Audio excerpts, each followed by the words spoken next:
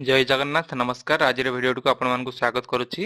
ମୁଁ ଆପଣମାନଙ୍କୁ ପୂର୍ବ ଭିଡିଓରେ ଜଣାଇ ଦେଇଥିଲି କି ଆପଣମାନେ କେମିତି ଆଗ୍ରିଷ୍ଟାକ୍ ୱେବସାଇଟରେ ନିଜକୁ ପଞ୍ଜୀକରଣ କରିପାରିବେ ବା ଏବେ ଯେଉଁ ଫାର୍ମର ରେଜିଷ୍ଟ୍ରେସନ ହେଉଛି ଆଗ୍ରିଷ୍ଟାକ୍ ୱେବସାଇଟରେ ଆପଣମାନେ ନିଜେ ନିଜର ପଞ୍ଜୀକରଣ କେମିତି କରିପାରିବେ ଅନଲାଇନରେ ସେଇ ଷ୍ଟେପ୍ସ ମୁଁ ବତାଇ ଦେଇଥିଲି।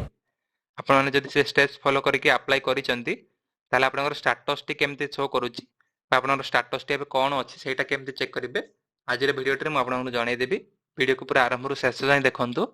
ଚାଲନ୍ତୁ ଆଉ ଡେରି ନ କରି ଭିଡିଓକୁ ଷ୍ଟାର୍ଟ କରିବା।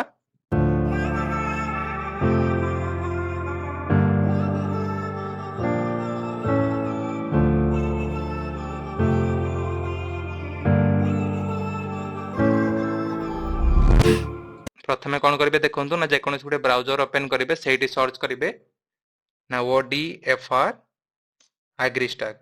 ODFR एग्रीस्टाक सर्च कलापर आपणकर प्रथम वेबसाइट आसीज ना odfr.agristack.gov.in। यहाँ आम ओडिशार एग्रीस्टाक वेबसाइट। यार लिंक मुझे डिस्क्रिप्शन में देदेवि आपड़ी वेबसाइट ओपन कलापर एमती किसी इंटरफेस शो कर से वेबसाइट रो। तापर ये देखो चेक एनरोलमेंट स्टाटस अच्छी आपण आ ऊपर क्लिक करेंगे। तापर ये आपंकर एनरोलमेंट आईडी आउ आधार नंबर अच्छी जिते बड़े अप्लाई कले से आपंकर गोटे एनरोलमेंट आईडी जनरेट होता है से आईडी ये एंटर करके आपने चेक करेंगे ना जदि ये आधार नंबर एंटर करके मुझे आधार नंबर एंटर करके देखा दूसरी देखूँ। आधार नंबर एंटर करके चेक कलापर ये देखूँ आपंकर शो करदेव स्टाटस टी देखूँ आपंकर आधार नंबर अप्रूवल स्टाटस अच्छी पेंडिंग। मुझे जार आपको देखा पेंडिंग अच्छी माने सक्सेस होनी। आउ जनकर मुझे देखा दूसरी देखूँ आपको ये देखो मुझे चेक करके देखा दूसरी आउ जनकर देखो आधार नंबर एंटर कलापर चेक उपर क्लिक कले ये आप आधार नंबर आसला। ये देखो अप्रूवल स्टाटस रे अप्रूव हो जाए। अप्रूव होगा आप सेंट्रल आईडी शो कर ये देखो अप्रूवल रिमार्क्स रे देखा देछि ऑटो अपलोड बाय सिस्टम केबे अप्रूव हैला मते सेटा मते देखा देछि।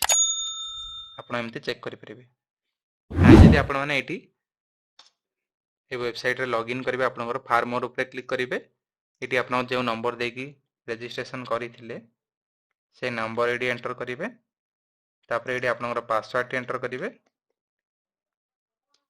पासवर्ड एंटर कला पर आपनकर एक कैप्चा टी फिल करिवे। एठी कैप्चा फिल करके आप लॉगिन करदेवे। जिते लॉगिन कर दउजते आपनकर एटा से साइट रे लॉगिन हेगिला। तापर देखो तो ये आउट ऑप्शन अच्छी ना चेक एनरोलमेंट स्टेटस अच्छी आपन आ ऊपर जाइके मध्ये आपनकर एनरोलमेंट स्टेटस टी चेक करि परिबे। एटी देखो तो पेंडिंग रे अच्छी जेते अप्रूव हे जिवो एटी आपनकर अप्रूव्ड शो करिवो जदि रिजेक्ट हे जिवो एटी रिजेक्टेड शो करिवो।